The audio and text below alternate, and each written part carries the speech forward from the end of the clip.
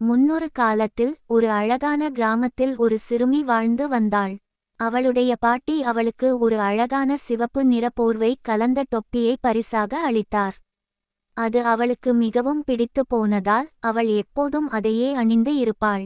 அதனால் எல்லோரும் அவளை சிவப்பு தொப்பி என்றே அழைத்தனர்.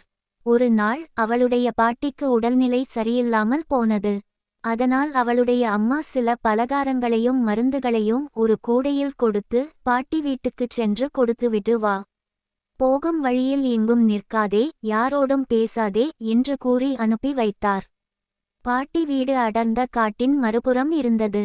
சிவப்பு தொப்பி காட்டின் வழியே நடந்து சென்றபோது ஒரு தந்திரமான ஓநாய் அவளைக் கண்டது. ஓநாய், சிறுமி, எங்கே போகிறாய் என்று இனிமையாக கேட்டது. சிறுமி, அம்மாவின் பேச்சை மறந்து என் பாட்டிக்கு உடம்பு சரியில்லை, அவருக்கு பலகாரம் கொடுக்கப் போகிறேன் என்று உண்மையை சொன்னாள். உடனே அந்த ஓநாய் ஒரு திட்டம் தீட்டியது.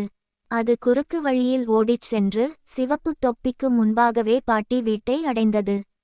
அங்கிருந்த பாட்டியை ஒரு அலமாரியில் பூட்டி வைத்துவிட்டு அல்லது விழுங்கிவிட்டு பாட்டியின் ஆடையை அணிந்து படுக்கையில் படுத்து கொண்டது.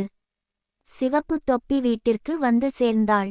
படுக்கையில் இருந்த ஓநாயை பார்த்து அவளுக்குச் சந்தேகம் வந்தது.